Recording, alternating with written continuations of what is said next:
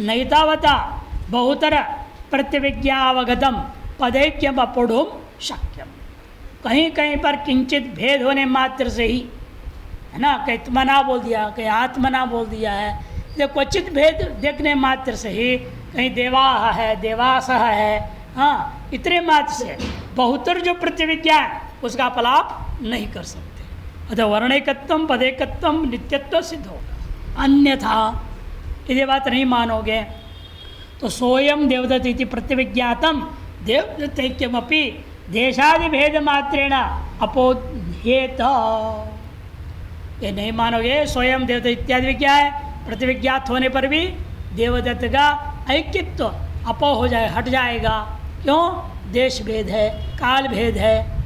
इस हेतु को देकर के हमें प्रतिविज्ञा भ्रांति है बोला जाएगा। फिर यदि लौक में स्वयं देवदत्त इत्यादि प्रतिविज्ञा सत्य है, फिर तो स्वयं ककार वय पद इत्यादि भी सत्य मानना पड़ेगा। पदैक्य च अर्थैक्यम अवश्यम भावी, और पदैक्य मान लेंगे तो अर्थैक्य भी अवश्य मानना होगा। अन्यथा वेदे पृथक व्युत्पत्ति भावाद अबोधकत्व प्रसज्जित। वेद में प्रयुक्त शब्दों के लिए अलग कोई व्युत्पत्ति है ही नहीं। जो लौकिक व्याकरण है इसी में जो व्युत्पत्ति, उन्हीं व्युत्पत्ति से वहाँ भी शब्द प्रयोग हो रहा है। अलग व्युत्पत्ति करने कोई अलग व्याकरण तो है नहीं, वैदिक व्याकरण अलग, लौकिक व्याकरण अलग, ऐसा तो है ही नहीं। फिर तो वेद के सभी शब्द असिद्ध होने लग जाएंगे। इसे वेद और लोक में एक मानना पड़े, बराबर मानना पड़ेगा। एतदेव विप्रेत्य उक्तम, इसी को मन में रखते हुए, जानते हुए यह बात कह दिया पूर्वाचार्य। लोकावगत सामर्थ्य शब्दो वेदे बोधक। लोक में जो अवगत सामर्थ्य, शब्द का सामर्थ्य, वेद में भी शब्द वही सामर्थ्य का बोधक होगा। इति च, स्वरू नहीं होना चाहिए, स्व काट को, चरु यूप आवनी आदि शब्दाना, इसलिए चरु शब्दों, यूप शब्दों, आवनी शब्दों तदर्थानांच अलौकिकत्वेपि, इनके अर्थ अलौकिक होने के बावजूद भी प्रसिद्ध पद संविहाराद, प्रसिद्ध पद के संविहार में सन्निकट में उच्चारित होने से व्युत्पत्ति संभवती, व्युत्पत्ति हम ग्रहण कर लेंगे। उत्तान वहनादिकम, देवताओं के गौ उत्तान वहन करते हैं, कहा आपने, वो भी क्या है ये, वो कैसे हो सकता है? ऐसे दो बात वहाँ पर है। या तो अर्थवाद मानो, उत्तान वहनादिकम तो अर्थवाद, अस्तुवाद तो वहनम, तो हो गया ऐसा वहन। फिर वहाँ के पशु का अपना अलग सामर्थ्य, यहाँ के पशु का अलग सामर्थ्य, हर जगह के पशु का अपना अपना अलग सामर्थ्य। एक ही पृथ्वी में देखो अलग अलग गौों का अलग अलग सामर्थ्य। कोई गाय है, पहाड़ी गाय, आधा लीटर 1 लीटर दूध देती है, और सेवाल गाय 40 किलोमीटर दे देती है। फर्क है या नहीं? और कहोगे गाय ये नहीं है जो 40 किलोमीटर देती है, वो आधा लीटर देने वाली गाय है, ऐसे तो बोलेंगे क्या? देश विशेष, काल विशेष को लेकर के पशुओं के सामर्थ्य में भी हम अंतर देख रहे हैं। अतः पृथ्वीलोक और स्वर्गलोक के भी पशुओं में अंतर तो होना ही चाहिए ना। यदि वे उत्तान वाहक है और या अधोवाहक है तो कोई गलत नहीं है, उचित ही है वो। अस्तुवा तथा वहन तथापि उत्तान आदि शब्द तदर्थाश्च लोक सिद्धा एवं, फिर भी उत्तान आदि शब्द तदर्थाश्च लोक प्रसिद्ध एवं, और उसकी जो अर्थ है जो इस लोक में वही वहाँ के शब्दों के लिए प्रयोग किया जाएगा। तस्मात् ये एव लौकिकाः पद पदार्थास्त एव वैदिकाः, इसे लोक में जो पद पदार्थ प्रयोग होते हैं वे ही यहाँ वेद में भी प्रयोग होते हैं, ऐसा निश्चय होता है। इसे इसका नाम था लोक वेदाधिकरणम। इसका दूसरा वर्णक है आकृत्याधिकरणम। अब शक्तिग्रह होता है, घटक कहने से घट शब्द का अर्थ क्या होगा? व्यक्ति को लिया जाए या जाति को लिया जाए? सर्वत्र जाति को नहीं ले सकते, सर्वत्र व्यक्ति को भी नहीं ले सकते। क्यों? व्यक्ति में घटाओगे तो व्यक्ति तो अनंत है। एक घड़े में हो गया, घड़ा ज्ञान होने के बाद दूसरे घड़े में कौन कराएगा? वो अलग व्यक्ति है ना, उसे शक्तिग्रह अलग करानी पड़ेगी। और अनंत घट है, अनंत शक्तिग्रह कराने पड़ेंगे। इसलिए ऐसे स्थल में हम जाति को, घटत्व को ग्रहण, अयं घटा में बोल रहा हूँ आपको बोध करा रहा हूँ, लेकिन आप क्या पकड़ेंगे? घट तो जाति को पकड़ेंगे। और दूसरे घड़े को दिखाने के बाद आपको बताने की जरूरत नहीं, अयमपि घटः बोलने की जरूरत नहीं। आप घटत तो देखेंगे उसमें और अयं घटक ज्ञान हो जाता है। लेकिन कई जगह होता है, आपको कहा घटम आनया, आप क्या कहोगे? घटत तो जाति को ले आओगे, क्या जाति को ला सकते हो? मनुष्य मानया, अमनुष्य तो जाति को लाओगे, वह अर्थान्वय नहीं हो सकता, जाति का अन्वय नहीं होगा और व्यक्ति का ही अन्वय होगा। इसे विचार करना पड़ेगा, प्रायः क्या माना जाए, जाति मानी जाए अथवा व्यक्ति माना जाए। उसके लिए यह आकृति अधिकरण इसका नाम है। आकृति मानी जाति, इनकी भाषा में आगे एक आकार वरना आकृति, जाति। व्यक्तिम व्रीह्यादि शब्दार्थम आकृतिर्वा क्रियान्वयात् व्यक्तिर्व्युत्पत्ति वेलाया, व्यक्तिर्व्युत्पत्ति वेलाया माकृत्या चोपलक्ष्यते शक्तिग्रहादियुक्तिभ्यः आकृतिरर्थतोचिता क्रिया पर्यवसानाय व्यक्तिस्तत्रोपलक्ष्यताम्। व्यक्तिर व्रीह्याय शब्दार्थ आकृतिर्वा, व्रीह्याय शब्दों का अर्थ व्यक्ति, दाने दाने लिया जाए, इस शब्द का अर्थ क्या है? ये प्रत्येक दाने, या व्रीहि शब्द का अर्थ व्रीहित्व जाति लिया जाए। व्यक्तिर्वा आकृतिर्वा व्रीह्याय शब्दार्थाः। पूर्व पक्षी कहता है क्रियान्वयात व्यक्तिरेव, कि जाति क्या है? अमूर्त वस्तु है। गुण क्रिया जाति सब क्या है? अमूर्त पदार्थ है, उनको क्रिया के साथ अन्वय नहीं कर सकते। द्रव्य के बिना गुण का भी अन्वय नहीं होगा, द्रव्य के बिना जाति का भी क्रिया के साथ अन्वय नहीं होगा। द्रव्य का मतलब क्या? व्यक्ति, से व्यक्ति में ही शक्ति मान लीजिए। फिर क्रियान्वयात व्यक्तिर व्युत्पत्ति वेलायाम आकृत्या चोपलक्ष्यते। लेकिन व्युत्पत्ति के समय में, शब्दार्थ ज्ञान की व्युत्पत्ति काल में हम क्या मानेंगे? शक्ति जाति में मान लेंगे। हमेशा जब भी बोध कराऊंगा इससे क्या होता है? हमें वस्तु को ही पकड़ता हूँ, वस्तु को यहाँ व्याकरण के हिसाब से और वेदांत के हिसाब से व्यक्ति कहा जाता है। व्यक्ति माने आदमी नहीं, व्यक्ति माने वस्तु। इसे क्या लिया दृष्टांत? व्रीहि। व्रीहि क्या होता है? धान, धान को ही व्यक्ति बोल रहे हैं। और धानत्व जाति, कोई भी वस्तु को व्यक्ति से प्रयोग हो जाए, व्यक्ति से के आदमी को ही व्यक्ति बोलना जरूरी है क्या? जो बोलेगा उसका नाम व्यक्ति है क्या? ये कहाँ से रोड पकड़ लिया आपने? आप दर्शन शास्त्र पढ़ रहे हैं, हिंदी नहीं पढ़ रहे हैं। हर दर्शन शास्त्र में जिस शब्द का जिस अर्थ में प्रयोग किया उसी अर्थ को पकड़ना पड़ेगा दिमाग से, तब समझ में आएगा, नहीं तो नहीं समझ में आएगा। यहाँ व्यक्ति का अर्थ होता है वस्तु, इसलिए वस्तु में शक्ति मानी जाए या जाति में शक्ति मानी जाए, ये अर्थ कर रहे हैं। तब मैंने कहा क्रिया में अन्वय न होने से आकृति में शक्ति नहीं हो सकती, किंतु व्यक्ति में माननी पड़ेगी कि व्यक्ति में वस्तु ही क्रिया के साथ अन्वित होता है, जाति आदि अन्वित नहीं होते। किंतु व्युत्पत्ति वेला में, व्युत्पत्ति काल में आप भले ही शक्ति को आकृति के द्वारा ग्रहण कर लीजिएगा, ये पूर्व पक्ष ने कहा। तब सिद्धांत है नहीं, शक्ति ग्रहादि युक्तिभ्य, शक्ति ग्रहादियों से और युक्तियों से भी आकृतिर अर्थतोचिता, व्रीहि आदि शब्दों का आकृति जाति में ही अर्थ माननी चाहिए। फिर क्रिया के साथ अन्वय करोगे, घटम माने बोलूंगा तो घट तो जाति को थोड़ी लाओगे। तो ठीक कहते हो, क्रिया पर्यवसानाय, जब क्रिया के साथ व्यवहार करने लगेंगे उसे पर्यवसित करने के लिए आपको क्या करना चाहिए? व्यक्ति तत्रोपलक्ष्यता, वह व्यक्ति का उपलक्षण से ग्रहण होगा। पहले शब्दार्थ से शक्ति ग्रहण होगा और शक्ति के संबद्ध जो उपलक्षित करता हुआ व्यक्ति को क्रियान्वय काल मात्र में ग्रहण करने। ठीक पूर्व पक्ष का विपरीत, पूर्व पक्ष ने पहला व्यक्ति बाद में उपलक्षण से जाति को लिया, नहीं पहला जाति बाद में उपलक्षण से व्यक्ति ग्रहण करना। ठीक विपरीत सिद्धांत है। व्रीहीन अवहंती, पशुमालभेत गाम आनय ब्राह्मणो न हंतव्य इत्यादि प्रयोगेषु व्रीहादि शब्दानां व्यक्तिरर्थः। इत्यादियों में व्रीहि, पशु, गौ, ब्राह्मण इत्यादि शब्दों का अर्थ किस में लूँगा मैं? व्यक्ति में शक्ति ग्रहण करूँगा।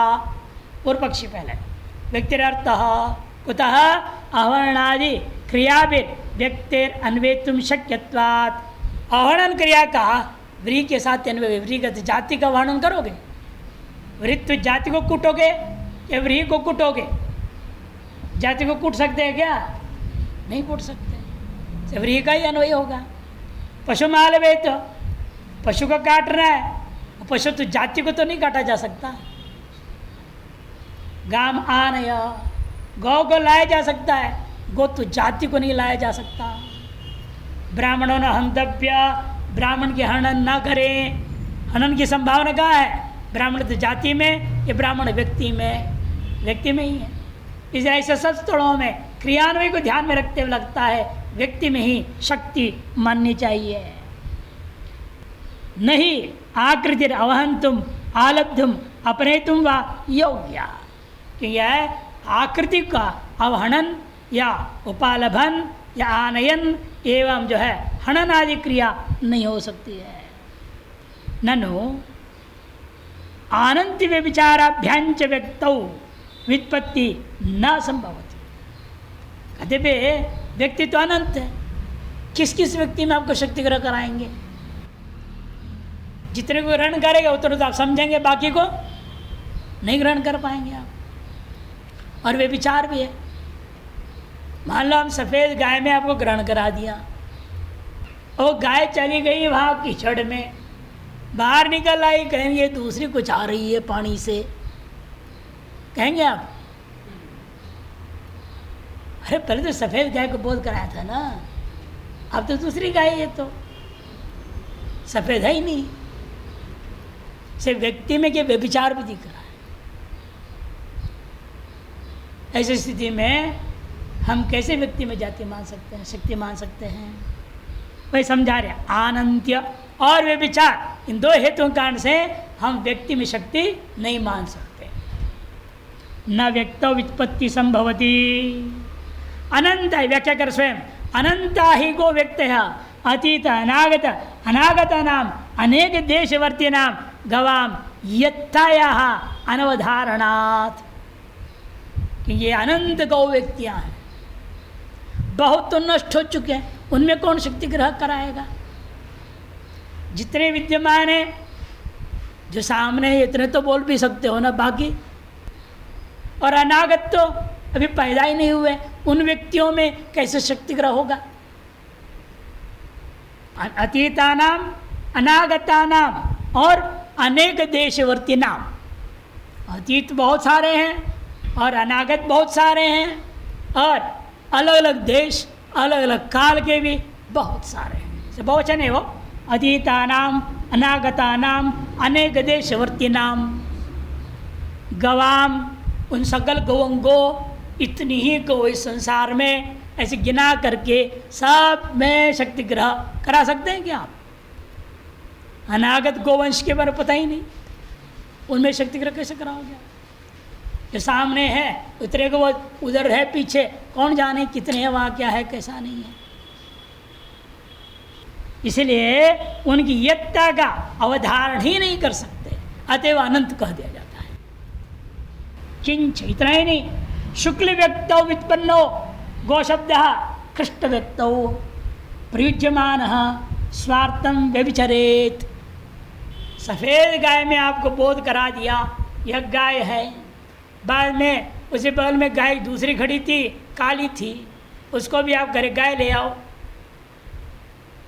सफ़ेद गाय को ये गाय है बोल के गाय ले आओ बोल दिया, वो आदमी सोचेगा ना, अरे ये तो काला है, इसको हम कैसे लाएंगे, ये गाय है कि नहीं है, क्या है क्या पता।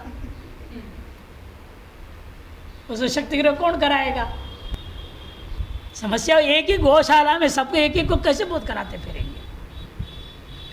इसे कहते शुक्ल गौ में हमने व्युत्पन्न करा दिया, लेकिन वही गौ शब्द को बाद में कृष्ण व्यक्ति में प्रयोजन कर दिया तो स्वार्थ व्यभिचरित, बस उसका स्वार्थ व्यभिचरित हो जाएगा।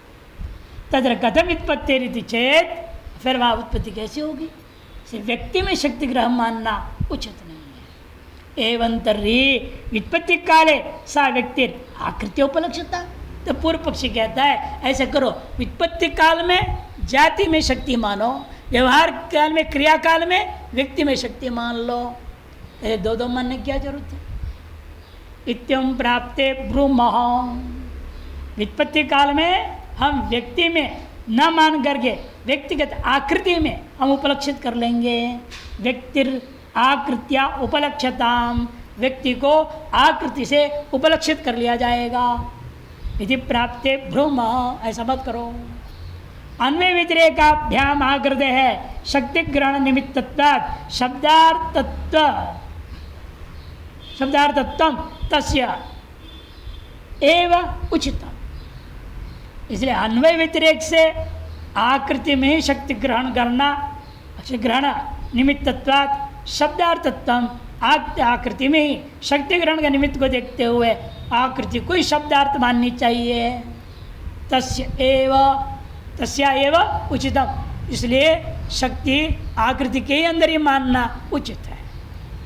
किंच, इतना ही नहीं, गो शब्द उच्चारिते व्यक्तिवादिनः संशयो भवे। गो शब्द का उच्चारण करने से व्यक्तिवादियों में संशय हो जाएगा। तस्मात् आकृतेव अभिधेयत्वाम, आकृति का ही अभिधान माननी चाहिए। कि व्यक्तिवादी में समस्या संशय क्या होगा? यही होगा ना, जिससे मुझे शक्ति ग्रह कराए थे वह था, वो गौ लाना है, गाँ माना है भी बोल रहे हैं, लेकिन उसी आकृति और दूसरी यहाँ दिख रही है, इसको ले जाऊं कि उसको ले जाऊं? वो समझ में नहीं आएगा।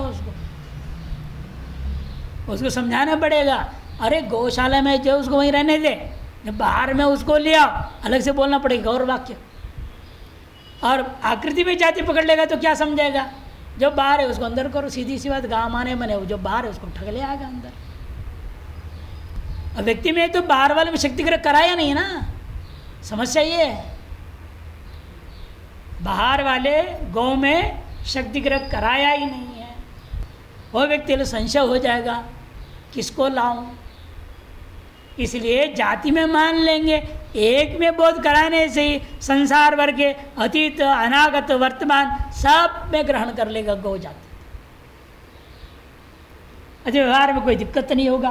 गौ शब्द उच्चारित व्यक्तिवादी के अंदर संशय हो जाता है। तस्मात् आकृतेर अभिधेयत्वम, यदि आकृतौ अवहनन आदि क्रिया न परिवश्यता, यदि कहते हो आकृति में अवहनन आदि क्रियाओं के साथ अन्वय करना संभव नहीं है, तर्हि व्यक्तिस्तत्र उपलक्षणीय। देखो, सर्वत्र जाति में शक्ति मान लो, और जहाँ क्रियान्वय करने की बात आती है उस जाति से व्यक्ति को पकड़ लेंगे। जो भी सामने उपस्थित व्यक्ति उसको पकड़ लो, ये है वो है, शंघाई खत्म। गाय माने बोल दिया, सामने जो गाय खड़ी है उसे गोत्र जाति पकड़ लिया, उस गोत्र जाति उस गाय को उपलक्षित कर लेगा और गाय को उठा के ले जाएगा, कोई दिक्कत नहीं। इसलिए जाति में शक्ति ग्रह मान करके क्रियान्वय करने के लिए व्यक्ति को उपलक्षित कर देना ज़्यादा लाघव है। इसलिए किंच, जैसे दृष्टांत एक और दे रहा है, किंच शेन चितम चिन्वीता, किसने प्रयोग कर दिया वेद में, इत्यादो आकृतिरेव सादृश्य प्रतियोगितया कार्यान्वयो दृश्यते। यहाँ तो आकृति कार्यान्वय भी हो जा रहा है कि शेन पक्षी तो नहीं ला जाएगा ना। शेन पक्षीगत शेनत्व जाति के आधार पर शेनत्व जाति के शेन पक्षी के आकार को लेकर के व्यवहार करेंगे। शेन चितम चिन्वीत इत्यादि आकृतिरेव सादृश्य के प्रतियोगितया कार्यान्वयो दृश्यते। तस्मात् आकृतिरेव शब्दार्थ अत्रैव गुरुमतम मा, इसी में गुरुमत कहने जा रहे हैं। गवादि चोदना नो मा जाति व्यक्त्योर निर्णयात् आनंद विचाराभ्याम न व्यक्ति रीति निर्णय। स्पष्ट अर्थ। गवादि विधि में, गवादि शब्द युक्त विधियों में प्रमाण मानना चाहिए कि नहीं मानना चाहिए। गवादि चोदना न गाम आनय, जैसे गौवादि शब्द विशिष्ट विधि वाक्य प्रयोग यदि होता है, वह विधि वाक्य को प्रमाण नहीं मानना चाहिए या मानना चाहिए। पूर्व पक्षी कहता है नो माँ, उसे प्रमाण नहीं मानना चाहिए। क्यों? जाति व्यक्ति और अनिर्णयात, गौ शब्द का अर्थ जाति है, गौ शब्द का अर्थ व्यक्ति है, यही निर्णय नहीं हो सकता। अनिर्णयात अप्रमाणिक, जो संशय युक्त हो जाए वो प्रमाण नहीं। नैयायिक लोगों ने भी संशय को किस कोटि में डाला? अप्रमा में गिना दिया। अप्रमा यथार्थ अनुभव त्रिविधा, संशय विपर्य तर्क वेदात। संशय हमेशा अप्रमा होता है, प्रमाण हो ही नहीं सकता, और उससे उत्पन्न ज्ञान प्रमा भी नहीं हो सकता। जैसे पूर्व पक्षी कहता है जाति और व्यक्ति में निर्णय नहीं हो रहा है, शब्दार्थ क्या लेना है, अतः संशयग्रस्त होने से यह प्रमाणिक नहीं हो सकता, अप्रमा हो जाएगा। तब सिद्धांत के जरिए निर्णय हो जाएगा। कैसे निर्णय होगा? व्यक्ति में शक्ति नहीं मान सकती आप। क्यों? आनंद विचाराभ्याम न व्यक्ति रीति निर्णय। अनंत व्यक्तियों में अनंत शक्ति ग्रहण कराना संभव नहीं है। और दूसरा, शुक्ल गौ में बोध करा दिया, कृष्णादिगों में कौन बोध कराएगा? ये विचार भी दिख रहा है। अतः व्यक्ति में तो शक्ति हो ही नहीं सकता, सिद्ध हो गया। इसलिए आकृति में ही शक्ति है। स्पष्ट अर्थ इति माधवीय जमिनी न्यायमाला विस्तरे प्रथमाध्यायस्य तृतीय पाद। इस प्रकार से स्मृति पाद समाप्त होता है। अतः तृतीय पाद समाप्त हुआ और चतुर्थ पाद आरंभ होता है। चतुर्थ पाद से प्रथमाधिकरणम वार्तिकारो उन्नीतम आरचयति। वार्तिकार मैंने कुमार भट्ट के मत के अनुसार पहले रचना किया जाएगा। इस पाद का नाम है नामपाद, नामधेय नामपाद। यागों का नामकरण करना पड़ेगा। कि नामकरण के बिना कोई व्यवहार नहीं होगा ना। कोई भी चीज़ पैदा होता है पहले उसका नामकरण कर दिया जाता है। नामकरण नहीं किया व्यवहार करोगे आप? भौतिक चीज़ भी देखो ना, जो आप पैदा कर देते हो वो एक नाम रखना पड़ेगा ना। कोई मिठाई दुकान कोई मिठाई बना रहा था, जो बना रहा था वो नहीं बना, कुछ और बन गया। मैंने सोचा क्या करें, टिप टॉप नाम रख दिया, नाम लिख दिया। हम क्या करें? कुछ तो नाम रखना है और बेचना तो है ही है। उसने तो नया नाम रख दिया और दाम में बढ़ा दिया। नामकरण करने का फल भी तो मिलना चाहिए ना। सब 400 रुपये से लगते 480 रुपया किलो। लोगों ने कहा नया आइटम है भाई, नया रंग रोगन दिख रहा है, तो स्पेशल होगा। था कुछ नहीं, कबाड़ था वो तो उल्टा बनाना कुछ तो हो, कबाड़ गया है। और कबाड़ का भी मूल्य बढ़ गया। लोक व्यवहार में देखा जाता है। इसे नाम के बिना व्यवहार तो चल ही नहीं सकता। अरे यज्ञ कर्मकांड कर रहे हैं, कौन सा याग हो रहा है पूछेंगे तो क्या बोला? याग हो रहा है, याग हो रहा है। ऐसे थोड़ी बोला जाएगा, नाम तो बताना पड़ेगा। रुद्र याग हो रहा है ना, भगवती का याग हो रहा है, नाम तो लो कुछ ना कुछ। ज्योतिष्ठोम याग हो रहा है। इसे नाम पाद अनिवार्य है। पहले श्रुति में प्रामाण्यता के लिए श्रुति पाद ले लिया, फिर स्मृति पाद लिए, फिर अर्थवाद पाद भी ले लिया। अर्थवाद को भी प्रमाण स्थापित कर दिया। अर्थवाद के प्रसंग में ही मंत्रों को भी प्रमाण सिद्ध कर दिया। अब रह गया नाम। नाम के लिए ऐसे नाम पाद आरंभ होता है। चतुर्थ पाद से प्रथमाधिकरणम वार्तिकारेण जो है कारो उन्नीत मारचिति, वार्तिक कारोन्नीत जो प्रथमाधिकरण की प्रक्रिया उसको देते हैं। इस अधिकरण का नाम क्या है? पाद नाम हो गया, नाम पाद हो गया। और अधिकरण का नाम है नामधेय अधिकरण। सामान्य रूप में पहले कथन करेंगे, नामधेय करना अनिवार्य। नामकरण के बिना व्यवहार नहीं चलेगा। नामधेय अधिकरण नाम से पहला अधिकरण आरंभ होता है। उद्भिदादि पदम धर्मे किममानम उत प्रमा विध्यर्थवाद मन्यांशे श्वनंतर्भावतो नमा अंतर्भावो विदा उद्भिदायजेतेति दृश्यते। नामत्वेन अन्वयो वाक्ये वक्ष्यते अतः प्रमैवता। उद्भिदादि पदम, उद्भिदादि पद को धर्म का बोधक मानेंगे या नहीं मानेंगे? धर्म में अमानम उत प्रमाण, इसको आप प्रमाण मानना चाहिए, प्रमाण मानना। धर्म के लिए प्रमाण है या नहीं है? पूर्व पक्ष से नहीं है। क्यों?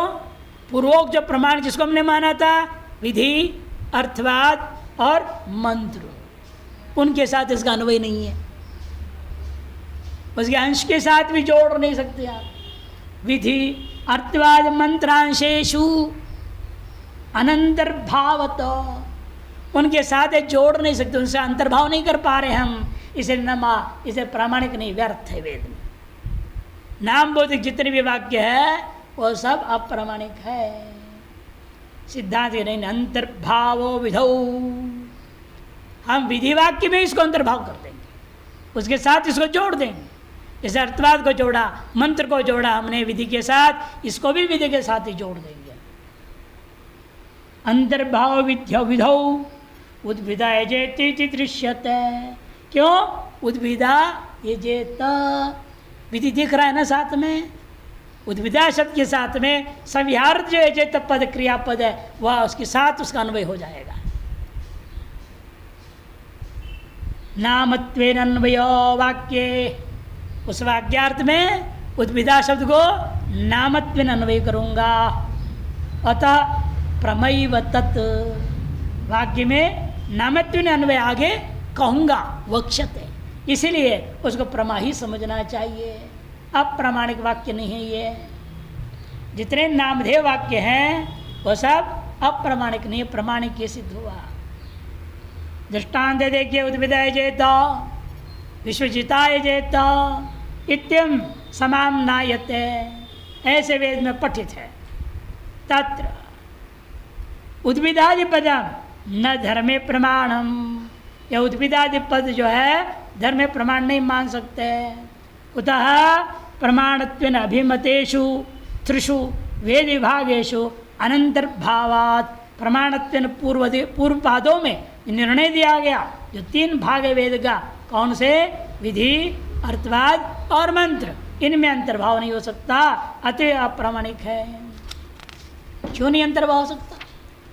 यही कोई पूछे पूर्व पक्षी से, दोनों सुनो बताता हूँ। विधि ही साक्षात प्रमाणम, विधि क्या है? साक्षात प्रमाण। पूर्व में प्रथम पाद में सिद्ध कर चुका हूँ। 14 अर्थो लक्षणों धर्म। अर्थवाद मंत्रों तो विध्यन्वयेन, अर्थवाद और मंत्र को विधि के साथ संबंधित करते हुए वो भी प्रामाणिक करके हम पूर्व पादों में सिद्ध कर चुके हैं। तत्र तावत उद्भिदादि पदम विधावंतर भवती, लेकिन इस उद्भिदादि पदों को उन विधि आदियों में हम अंतर्भाव नहीं कर सकते, उसी से अन्वय नहीं हो सकता है, अतएव ये सब अप्रामाणिक हो जाएंगे। विध्यर्थ रूपाया भावनाया अंशेषु, क्यों अन्वय नहीं होगा? तो सुनो, विधि में अन्वय करने के लिए हमें क्या करना पड़ता है? यदि विधि में 3 अंश है, कौन से? किम, केन, कथम, साध्य, साधन इति कर्तव्यता। किसके साथ उद्भिदा को जोड़ूंगा? साध्यांश के साथ या साधनांश के साथ या इति कर्तव्यांश के साथ? किसी साथ को भी नाम नहीं जोड़ा सकता। क्या नाम साध्य है क्या?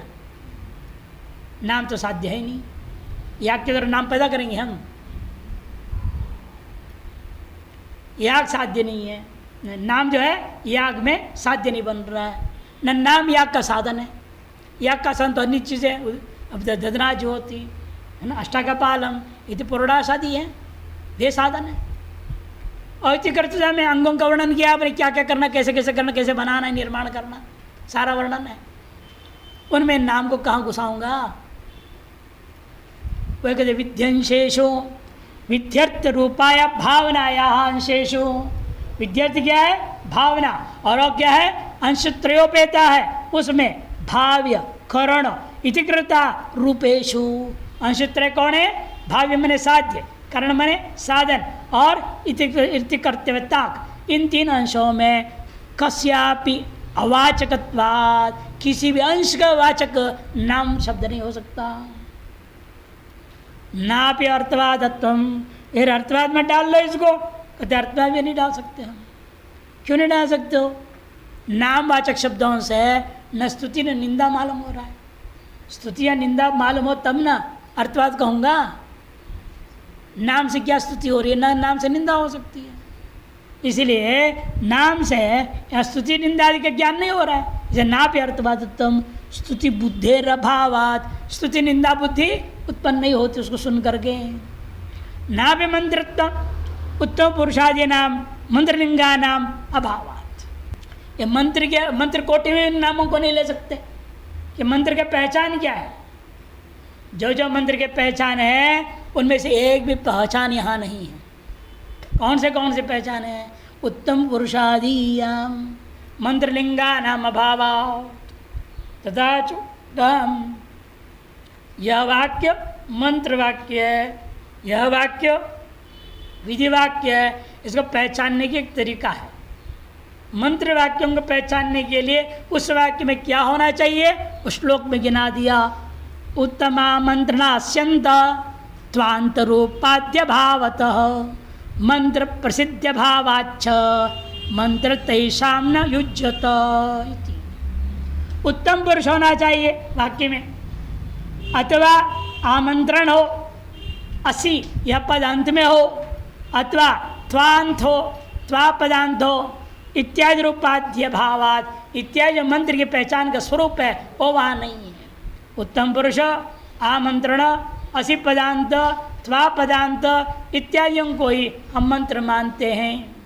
और प्रसिद्धि भी नहीं है ये मंत्र करके, मंत्र भी प्रसिद्ध नहीं है ना। मंत्र प्रसिद्ध भावाच्छ मंत्रस्तेषाम न युज्यते, उनको मंत्रता मानना उचित नहीं। मंत्रता ऐसा न युज्यते। जैसे दृष्टांत दे रहे, देखो अग्नि जुष्टम निर्वपामि, उत्तम पुरुष आया निर्वपामि। और इति उत्तम पुरुष का दृष्टांत अग्नि यशस्विन यशसे समर्पय इति आमंत्रणम। हे अग्नि, हे यशसे, संबोधन है ना, आमंत्रण है। और त्वा के लिए ईशेत्वा ऊर्जेत्वा, त्वा त्वांत में आया, इसे मंत्र मालूम होता है। इति त्वांत रूपम आदि शब्द है ना। आशीर देवता प्रतिपादनादय, आशीर मंत्रो, आशीष मालूम होता है। वाक्यार्थ क्या है? आशीर्वाद देने का है या अर्थ मालूम हो रहा है, उसको भी मंत्र मान लीजिए। और देवता का प्रतिपादन कर रहे हैं, उसको मंत्र मान लीजिएगा। इत्यादि और भी निमित्त आगे जाकर विस्तार करेंगे। एवं आदिशो अनंतर भावाद अमानम इति चेत, इनमें से किसी में भी उद्भिद आदि नामों का अंतर्भाव न होने से यह वाक्य अप्रामाणिक है। इति चेत न विध्यंशे करणे अंतर्भावा, हम क्या करेंगे, इन नामों को विध्यंशभूत जो करण है, करण का विशेषण रूप में हम अन्वय कर दें। जैसे आपको कहा यागे न स्वर्गम भावेत, याग क्या है? करण। स्वर्गम साध्य, भावेत से तीव्रता हो जाएगी। यागे न स्वर्गम भावेत अपने का कौन से याग, तब नाम का अन्वय कर दूंगा। उद्भिदान संजगेन यागेन, उद्भिदा नामक यागेन, पशु द्रव्य के यागेन, याग नाम ले लूँगा, नाम को वहाँ जोड़ दूंगा। चित्र यजत पुष्पकाम चित्रा संजग यागेन, याग का विशेषण बन जाएगा। कर्ण का विशेषण रूपेण हम नाम को जोड़ देंगे, अतः विधि के अंश के अंतर्गत आ गया। तन मध्य पतितस तत्ग्रहणेन गृह्यन्ते, न्याय है व्याकरण का। उसके बीच में घुसा दो तो उसे ग्रहण करने से भी ग्रहण हो जाएगा। विधि का ग्रहण करने से क्या हो जाएगा, इसलिए अब नाम भी ग्रहण हो जाएगा। करणांश उसको जोड़ दिया आपने। विध्यंश करने अंतर्भावात यद्यपि लिंग पदे न सह समान पदोपात्त यजर धात्वर्थ करणम, यद्यपि लिंग वाचक जो प्रत्यय है उसके साथ में समानाधिकरण रूपेण समान पद के द्वारा गृहीत होने से यज धातु का अर्थ है वही कर्ण होता है। तथापि तस्य जेर नामत्वेन उद्भिदादि पदम अन्वेति। वह याग भी क्या है, सामान्य वाचक हो गया। सामान्य वाचक होने से उसे विशेषता पाने के लिए एक विशेषण लाना पड़ेगा। विशेषण क्या होगा, नाम का विशेषण रूप में जोड़ दूंगा, तब अलग अलग याग हो जाएंगे। ज्योतिष्ठोमेन यागेन, दशप्रणमास नामकेन यागेन, अग्निहोत्र संजक यागेन, रुद्र संजक यागेन, क्या हो जाए, सब विशेषण बन करके यागों में परस्पर भेद सिद्धि में नाम उपयोगी हो गया। लिंग पदेन सह समान पदोपात्तो यजर्धात्वकरणम तथापि तस्य जेर नामत्वेन उद्भिदादि पदम अन्वेति तस्मात् प्रमाणम इति सिद्धम। इस प्रकार से प्रथम अधिकरण समाप्त होता है। अतः हरेक नाम को याग का विशेषण जोड़ करके प्रामाणिकता सिद्ध हो गया। समस्त नाम वाक्यों को इस अधिकरण में प्रामाणिक सिद्ध कर दिया। अब जो विशेष उठाया था उसको विस्तार करेंगे। इसे अगले अधिकरण का नाम है उद्भिद अधिकरणम। उद्भिद अधिकरणम। अतः एक और वर्णक भेद से मध्वर्त भयाधिकरण, मध्वर्त भयाद नामकरण मान लेना। आया था अर्थ संग्रह में मध्वर्त भयाद आवृत्ति लक्षण वाक्य भेद भयात दिया था वहाँ। मंत्र वर्णाच ये अलग अलग हेतुओं से वहाँ नामधेय प्रकरण में वर्णन किया। 4 हेतु दिया था। तत्प्रज्ञ शास्त्राच, उसे प्रज्ञापक दूसरा शास्त्र विद्यमान है, इसे इसको संज्ञा मान लो। द्रव्य देवता वाचक दूसरे वाक्य दी है तो यहाँ वाक्य को अग्निहोत्र के लिए बोला। वहाँ पर तत्प्रज्ञ शास्त्र न्याय से अग्निहोत्र दृष्टांत है। और सोमवता आगे ना मत्वर्त लक्षणा का भय से। इस तरह से मत्वर्त लक्षणा भयात, वाक्य भेद भयात, उद्भिदादि क्या है, वाक्य भेद भय से। तत्प्रज्ञ शास्त्रात इत्यादि हेतुओं के आधार पर नामधेय तय हो जाता है। उनमें से पहला ले रहे हैं उद्भिदाधिकरणम, जो कि मत्वर्त भयाधिकरण भी इसको कहा जाता है। गुणोऽयं नामधेयं वा खनित्रेयस्य निरुक्तितः ज्योतिष्ठमं समाश्रित्य पश्वर्तं गुणचोदना फलोद्भेदात् समानैषा निरुक्तिर्यागनाम्न्यपि नामत्वम् उचितं याग सामानाधिकरण्यतः। यह गुण विधि माना जाए या नामधेय माना जाए। गुण विधि मैंने द्रव्य देवता का विधान करना गुण विधि। किसी न किसी याग का उद्भिदा यजेता यह वाक्य गुण विधि मानो। प्रकरण कहाँ है, ज्योतिष्ठोम याग से ज्योतिष्ठोम याग का गुण विधि मानिए। ज्योतिष्ठोम में क्या गुण विधान करोगे, उद्भिदा व्युत्पत्ति करो। उद्भिद्यते अन्य नैति उद्भिदा, अर्थात उद्दालादि जयंती सब्बल जिससे मिट्टी को काटते हैं आप, खुरपी, ये सब होते कि नहीं होते। इन सब चीज़ों से क्या करना, स्वाहा। ज्योतिष्ठम याग करो, खुरपी डालो स्वाहा। आज के हिसाब से ट्रैक्टर डालो स्वाहा। बड़ा इक्विपमेंट बनाना पड़ेगा ट्रैक्टर स्वाहा करने के लिए। जिस साधन से जमीन को हम खोद करके खेती तैयार करते हैं, उन साधनों को आप गुण मान रहे किसके, ज्योतिष्ठोम याग का। उसको द्रव्य मानोगे, उनसे स्वाहा करनी पड़ जाएगी। यह तो घटेगा नहीं, उचित नहीं है। आज के सब बिल्कुल संभव नहीं है। पहले तो संभव भी था, है ना। कुदाल को भी डाल सकते थे, डंडा निकाल दो, ऊपर से डाल दो, फावड़ा को डाल दो, खुरपी को डाल सकते हैं। लेकिन आज के साथ तो बिल्कुल संभव नहीं। हम तो ट्रैक्टरों से बना रहे हैं ना खेती, क्योंकि मिट्टी को उखाड़ रहे हैं। इसीलिए यहाँ उद्भिद शब्द का अर्थ व्युत्पत्ति के आधार पर, यह हालत वही है जैसे वैयाकरण को बोल दिया। क्या बोला, कंटकारी उबाल करके पियो, जाके जूता उबाल करके पी लिया कि कंटकारा मरी, कंटकारी मेरे जूता। ऐसे व्युत्पत्ति से अर्थ लिया जाएगा क्या, सर्वत्र अनर्थ हो जाएगा। इसे यहाँ पर भी व्युत्पत्ति के पर अर्थ लेना ठीक नहीं है। इसे उद्भिद शब्द को संज्ञा रूप में रूढ़ कर देना उचित है। गुणो अयम नामधेय वा, संशय पहले बता रहे, इसे गुण विधि माना जाए या नामधेय माना जाए। खनित्रे अस्य निरुक्तिता, खनित्र आदियों में व्युत्पत्ति के द्वारा ग्रहण करेगा। उद्भिद्यते अनेन इति उद्भिद, ऐसे विग्रह वाक्य कर दूंगा। कर्ण अर्थ में लाओ प्रत्यय, लोप कर दो, उद्भिद शब्द बचाएगा। उत्सर्गपूर्वक भितर धातु है। ज्योतिष्टोम समाश्रित्य, और किसका साधन बनाऊंगा उसको? ज्योतिष्टोम प्रकरण है, से ज्योतिष्टोम प्रकरण को आश्रय करते हुए पशुअर्थम गुणचोदना, पशु लाभ के लिए, पशु रूपी अधिक लाभ करने के लिए गुण विधि कर दो। गुण विधि का भी फल होता है कि अलग से? ज्योतिष्टोम का फल तो स्वर्ग है, लेकिन गुण विधि का भी फल होता है।